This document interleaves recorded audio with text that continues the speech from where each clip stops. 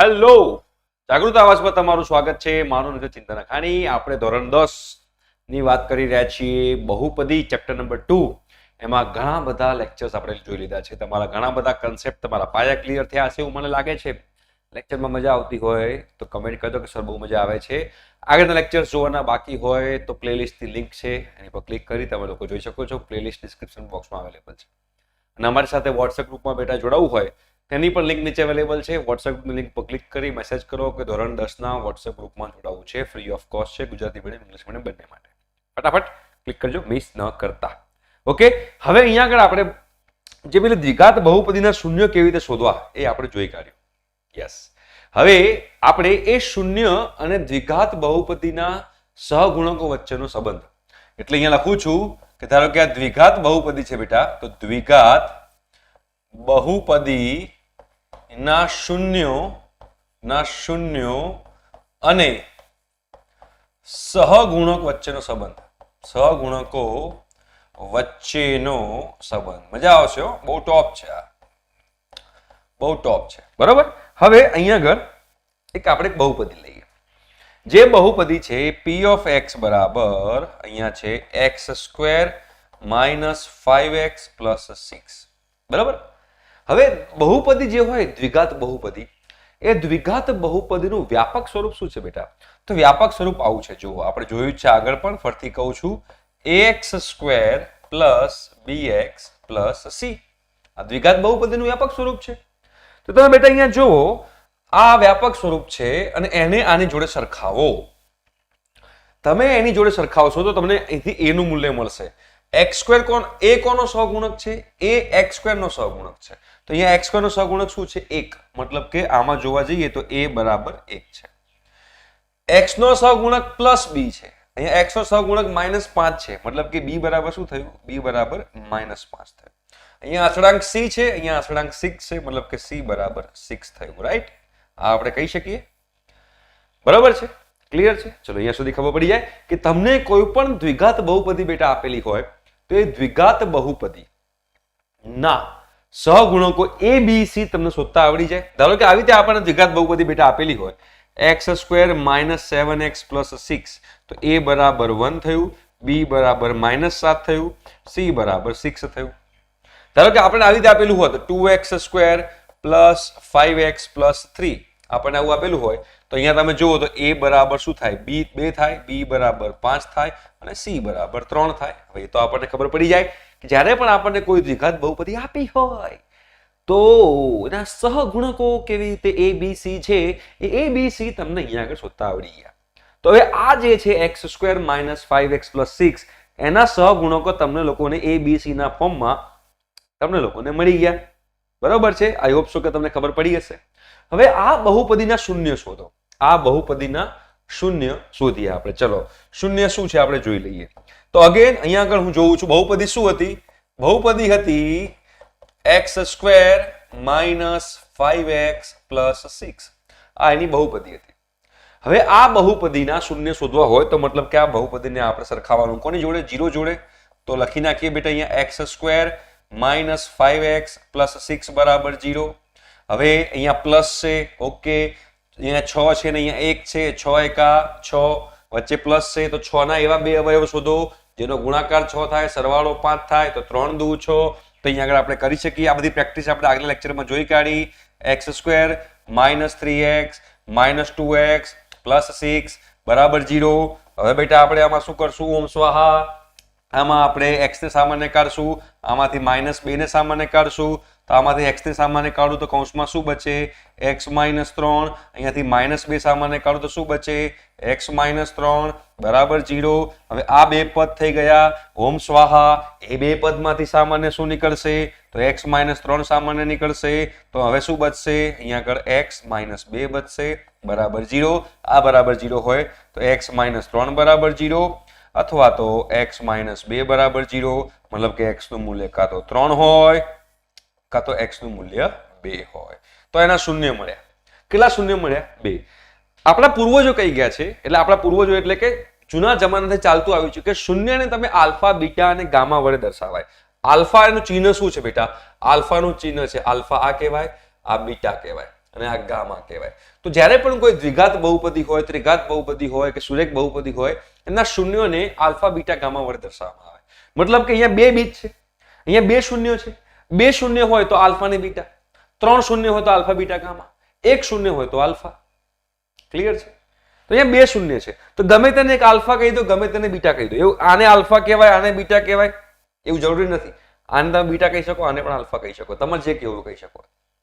ગમે તે એકને આલ્ફા કહી દેવાનું, ગમે તે એકને બીટા કહી દેવાનું. તો ધારો કે આલ્ફા બરાબર શું આવ્યું? આલ્ફા બરાબર આવ્યું 3 અને બીટા બરાબર આવ્યું 2. બરાબર છે? ચલો, ક્લિયર છે? તો જો અહીંયા આ બંને બીજનો સરવાળો કરો તો આલ્ફા પ્લસ બીટા કેટલા થયા? 5. અને આલ્ફા ઇન્ટુ બીટા શું થાય? Alpha into beta 6. આ બેનો ગુણાકાર કરો તો આલ્ફા પ્લસ બીટા અને alpha into beta, alpha plus beta 5 થયું, આલ્ફા ઇન્ટુ બીટા 6 થયું. હવે તમે જુઓ અહીંયા a b અને c છે, તો હું અહીંયા b બાય a કરું, સમજજો, માઇનસ b બાય a કરું, માઇનસ b બાય a. ચલો કરજો, માઇનસ b બાય a કરો, માઇનસ b બાય a. તો માઇનસ ટુ માઇનસ, b કેટલું છે? -5, a કેટલું છે? 1. તો -5/1, તો માઇનસ અંદર -5, તો શું આવ્યું? +5. અને +5 શું આવ્યું? જુઓ તો +5 શું છે? +5 તો બે બીજોનો સરવાળો છે. મતલબ એવું કહી શકાય કે કોઈ પણ દ્વિઘાત બહુપદી હોય, એ કોઈ પણ દ્વિઘાત બહુપદીના બે બીજોનો સરવાળો એ -b બાય a જેટલો હોય છે. કોઈ પણ બે બીજોનો સરવાળો, હજુ બીજા એક્ઝામ્પલ લઈશું, ગભરાવાની જરૂર નથી. કોઈ પણ બે બીજોનો સરવાળો -b બાય a જેટલો હોય છે. હવે બે બીજોનો ગુણાકાર આલ્ફા ઇન્ટુ બીટા છે, તો હવે આલ્ફા ઇન્ટુ બીટા, તો ધારો કે આ c છે, c, તો c ના છેદમાં a કરો, c ના છેદમાં a, તો c ના છેદમાં a કરો, શું આવશે? 6 ના છેદમાં 1 એટલે કે 6. મતલબ 6 શું હતું? બે બીજોનો ગુણાકાર હતો. તો શું આવું કહી શકું કે કોઈ પણ દ્વિઘાત બહુપદીમાં બે બીજોનો ગુણાકાર જે છે આલ્ફા ઇન્ટુ બીટા એ c બાય a જેટલો હોય છે. જ્યાં a b c શું છે? દ્વિઘાત બહુપદીના સહગુણકો છે. તો આ વસ્તુ ધ્યાનમાં રાખજો.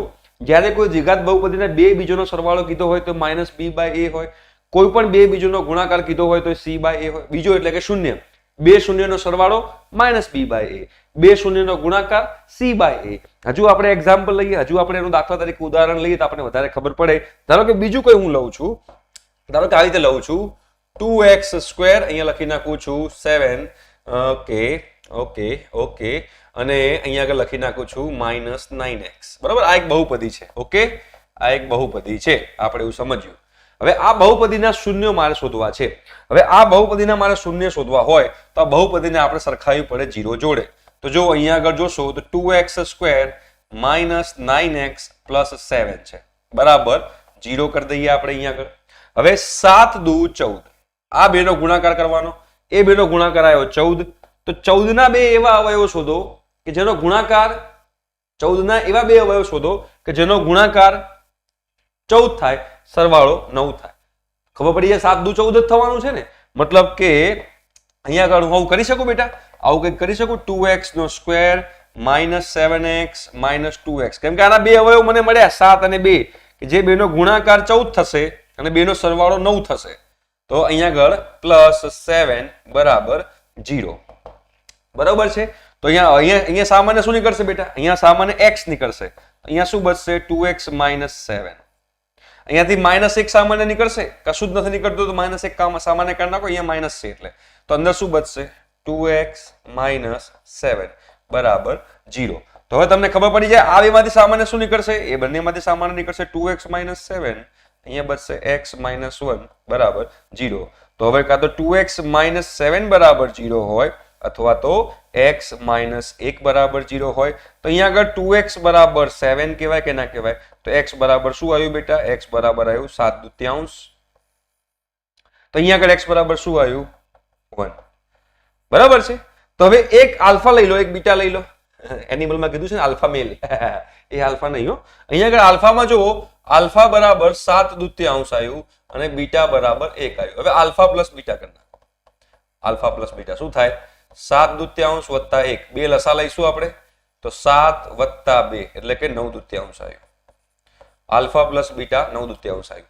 અને હવે આમાં ABC કયા હતા મને કહો? ABC કયા હતા મને કહો? ABC. તો આ A છે, આ B છે અને આ C છે. મતલબ કે a બરાબર શું છે બેટા 2 છે, b બરાબર -9 છે અને c બરાબર 7 છે. તો હવે -b/a કરો, -b/a. ચલો તો b શું છે -9, તો -9 a કેટલો છે 2, તો અહીંયા હું મૂકી દઉં 2, તો માઇનસ માઇનસ પ્લસ એટલે કે 9 દૂત્યાંશ આવ્યો. તો જો બે બીજોનો સરવાળો બી 9 દૂત્યાંશ આવ્યો અને -b/b 9 દૂત્યાંશ આવ્યો. મતલબ કે મેં જે આગળ કીધું હતું કે આલ્ફા પ્લસ બીટા બરાબર -b/a થાય, સાચી વાત છે. હવે એવી રીતે આગળ વધીએ તો બે બીજોનો ગુણાકાર કરો, 7 દૂત્યાંશ ગુણ્યા 1 કરો, આલ્ફા ઇન્ટુ બીટા કરો, તો 7 દૂત્યાંશ ગુણ્યા 1, તો શું આવશે 7 દૂત્યાંશ. બરોબર. હવે એવી રીતે અહીંયા c/a કરો, c/a, તો c કેટલો હતો 7, a કેટલો હતો 2, તો શું આવ્યું 7 દૂત્યાંશ. તો જે મેં પેલું કીધું હતું કે આલ્ફા ઇન્ટુ બીટા, આલ્ફા ગુણ્યા બીટા જે c/a થાય. બરોબર છે. તો એના પરથી આપણને અહીંયા આગળ રિઝલ્ટ મળ્યું, અહીંયાથી આપણને પરિણામ મળ્યું. પરિણામ શું મળ્યું?